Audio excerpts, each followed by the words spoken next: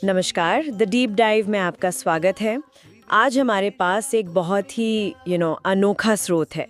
ये तिरुपति की यात्रा पर जाने वाले भक्तों के लिए एक आध्यात्मिक प्रवचन का एक हिस्सा है। अब देखिए, जब हम किसी यात्रा के बारे में सोचते हैं तो आम तौर पे दिमाग में क्या आता है? टिकट, पैकिंग, कहाँ घूमेंगे, क्या खाएंगे, मतलब एक तरह की छुट्टी। लेकिन ये स्रोत एक बिल्कुल अलग तस्वीर पेश करता है। वो कहता है कि एक तीर्थ यात्रा वो छुट्टी या टूर से कहीं कहीं ज्यादा गहरी हो सकती है।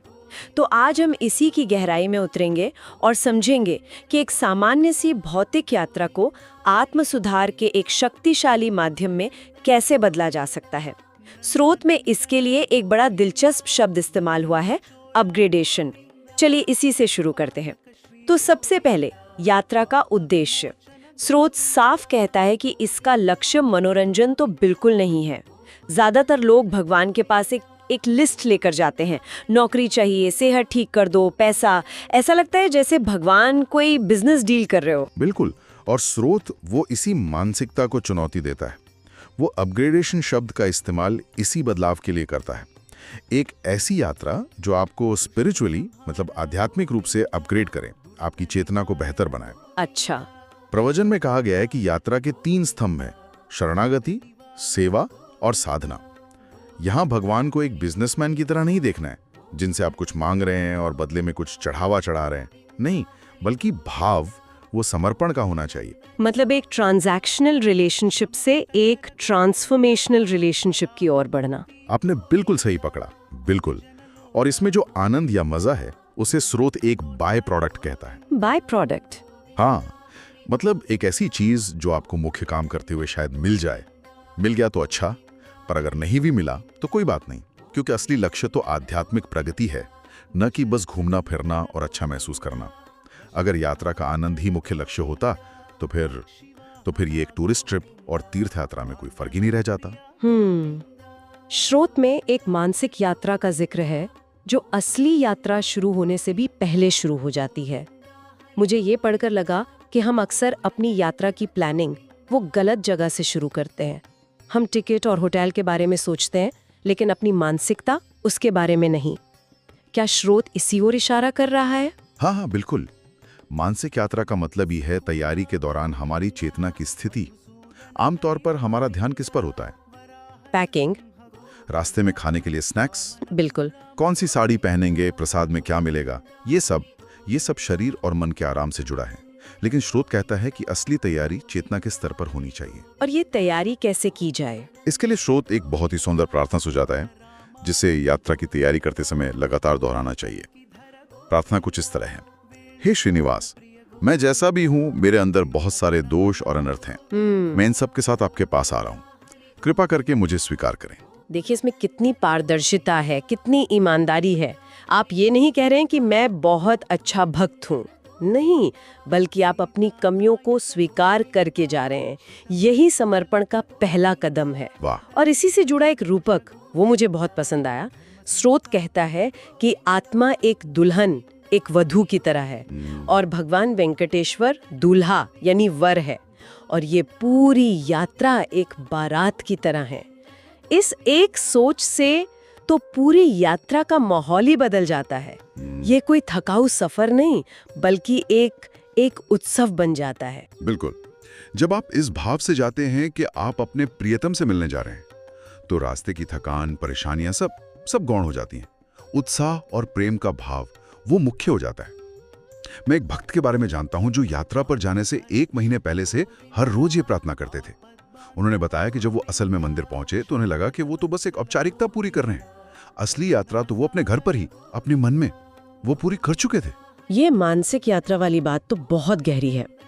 और इसी से जुड़ा एक और विचार स्रोत में है जो सुनने में थोड़ा अजीब लग सकता है, कि यात्रा में होने वाली असुविधाएं असल में अच्छी हैं। ये तो पूरी तरह से हमारी सोच के उल्टा है। इसके पीछे क्या तर्क है? ये बात हैरान करने वाली जरूर है, लेकिन स्रोत के अनुसार ये इस यात्रा का सबसे जरूरी हिस्सा है।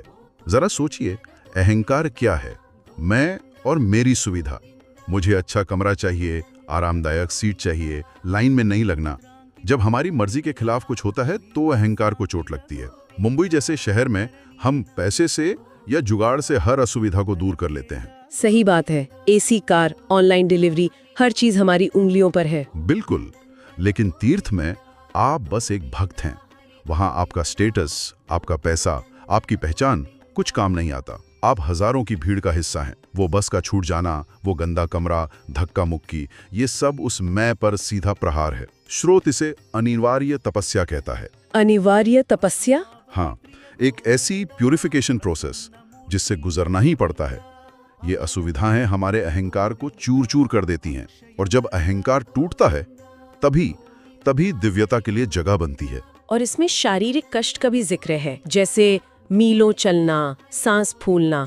स्रोत कहता है कि ये हमारे कर्मों को शुद्ध करने की प्रक्रिया है।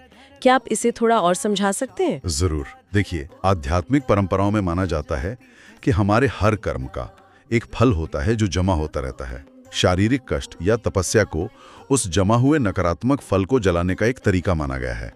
जब आप बिना शिकायत के गोविंदा गोविंदा जपते हुए वो कष्ट सहते हैं, तो आप होशपूर्वक उस कर्म के फल को काट रहे होते हैं। अच्छा। हर कदम जो आप सही चेतना के साथ उठाते हैं, वो आपके भीतर के एक अनर्थ या दोष को खत्म करता है। और अगर चेतना गलत हो? मतलब आप शिकायत कर रहे हैं, गुस्सा कर रहे हैं, हाँ। तो हर कदम 100 नए अनर्थ पैदा कर सकता है।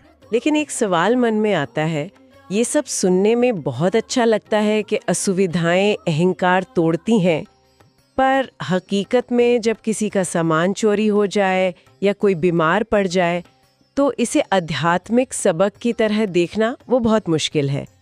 क्या स्रोत इस व्यवहारिक चुनौती पर कुछ कहता है? ये बहुत ही जरूरी सवाल है, और स्रोत सीधे तौर पे इसका जवाब तो नहीं देता, लेकिन उसका पूरा सार इसी तरफ इशारा करता है कि महत्वपूर्ण घटना नहीं, बल्कि घटना पर आपकी प्रतिक्रिया है।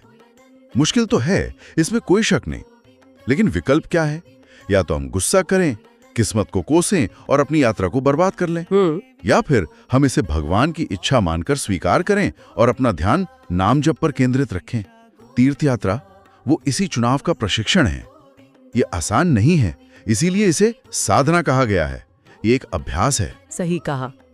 अब चलिए यात्रा के दौरान होने वाले कुछ आम रिवाजों पर आते हैं। स्रोत में मुंडन मतलब सिर के बाल देना और नारियल फोड़ने के पीछे छिपे गहरे अर्थ का बहुत सुंदर वर्णन है। मुझे हमेशा लगता था कि नारियल फोड़ना बस एक सामान्य चढ़ावा है। हाँ, ज्यादातर लोग इसे बस एक परंपरा ही मानते हैं, लेकिन स्रोत में इसका बहुत गहरा प्रतीकात्मक है। नारियल का कठोर, बेजान और खुरदरा बाहरी आवरण वो हमारा अहंकार है, हमारी झूठी पहचान। जब हम उसे भगवान के सामने फोड़ते हैं, तो हम प्रतीकात्मक रूप से अपने अहंकार को तोड़ रहे होते हैं, उसे समर्पित कर रहे होते हैं। और उसके अंदर से जो निकलता है, हाँ, वही तो इसका सबसे खूबसूरत हिस्सा है। अंदर का सफेद मुलायम हिस्सा हमारा शुद्ध निर्मल हृदय है, जो अहंकार के खोल में छिपा हुआ है। और जो पानी निकलता है, उसे भगवत प्रेम का प्रतीक माना गया है, जो उस हृदय को हमेशा कोमल और जीवित रखता है। तो ये एक शारीरिक क्रिया के माध्यम से की जाने वाली प्रार्थना है। हे प्रभु, मेरे इस कठोर अहंकार को तोड़कर मेरे निर्मल हृदय को अपने प्रेम से भर दो। ये तो बहुत ही अद्भुत है। और मुंडन के बारे में क्या? बालों को दान करने के पीछे क्या सोच है? मुंडन के भी कई स्तरों पर अर्थ बताए गए हैं। एक प्रचलित कथा है कि भगवान वेंकटेश्वर ने अपने विवाह के लिए कुबेर से बहुत बड़ा कर्ज लिया था। उन्होंने वादा किया कि उनके भक्त जो बाल अर्पित करेंगे, वो उस कर्ज को चुकाने में मदद करेंगे। ये एक कहानी है, पर इसका गहरा अर्थ ये है कि बाल वो हमारी सुंदरता, हमारी पहचान और हमारी भौतिक आसक्तियों का प्रतीक है। जब हम अपने बाल दान करते हैं, तो हम प्रतीकात्मक रूप से अपनी सबसे बाहरी पहचान और आसक्ति का त्याग कर रहे होते हैं। तो ये भी एक तरह से अहंकार का ही त्याग है। बिल्कुल। स्रोत में एक और व्याख्या है, एक्सटर्नली डिटैच्ड, इंटरनली अटैच्ड, यानी बाहरी रूप से अनासक्त हो जाओ और आंतरिक रूप से ईश्वर से जुड़ जाओ। सिर मुंडवाने के बाद आप कैसे दिख रहे हैं, इसकी चिंता छोड़ देना बाहरी अनासक्ति है। लेकिन स्रोत कहता है कि सबसे गहरा अर्थ यह है कि असली मुंडन सिर का नहीं, हृदय का होता है। हमारे हृदय में मैं और मेरे की एक गांठ होती है, मेरा परिवार, मेरा पैसा, मेरी इज्जत। असली मुंडन उस गांठ को काटना है। सिर का मुंडन तो बस उस आंतरिक संकल्प का एक बाहरी प्रतीक मात्र है। तो इसका मतलब है कि ये सारे रिवाज सिर्फ खाली परंपराएं नहीं हैं, बल्कि हमें कुछ गहरा सिखाने के लिए बनाए गए हैं। अब एक आखिरी और शायद सबसे महत्वपूर्ण सवाल पर आते हैं। यात्रा खत्म हो गई, हम दर्शन करके घर वापस आ गए, तो क्या यात्रा का मकसद पूरा हो गया या असली परीक्षा घर लौटने के बाद शुरू होती है? स्रोत के अनुसार भौतिक यात्रा का अंत ही असली यात्रा की शुरुआत है। असल चुनौती ये है कि हम धाम से मिली पवित्रता, शांति और चेतना को अपने रोजमर्रा के जीवन में कैसे बनाए रखते हैं। अगर हम तिरुपति में तो शांत और विनम्र थे, लेकिन घर आकर वापस वही गुस्सा, वही कड़वाहट, तो यात्रा का कोई अर्थ नहीं निकला। तो इसे बनाए रखने का तरीका क्या है? स्रोत एक बहुत ही व्यावहारिक समाधान देता है। अपने घर, ऑफिस और रिश्तों में एक छोटा तिरुमला स्थापित करें। छोटा तिरुमला? हाँ, इसका मतलब ये नहीं है कि आपको घर पर मंदिर बनाना है, बल्कि उस जगह के माहौल को, उस चेतना को अपने जीवन में लाना है। एक छोटा तिरुमला, ये सुनने में बहुत अच्छा लग रहा है।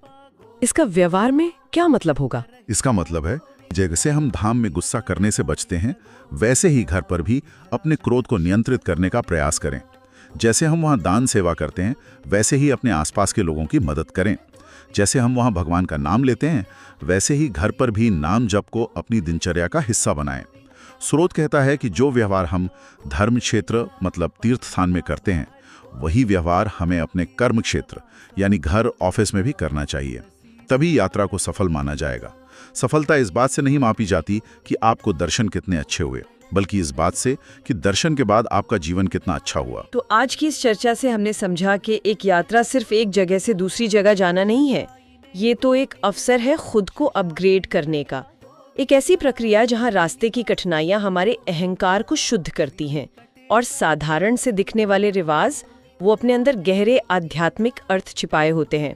और सबसे महत्वपूर्ण बात जो मुझे समझ आई वो ये है कि असली तीर्थ यात्रा घर वापस आने पर शुरू होती है, जब हमें उस अनुभव को अपने जीवन में उतारना होता है। बिल्कुल। और अंत में श्रोताओं के लिए एक विचार छोड़कर जाना चाहूंगा।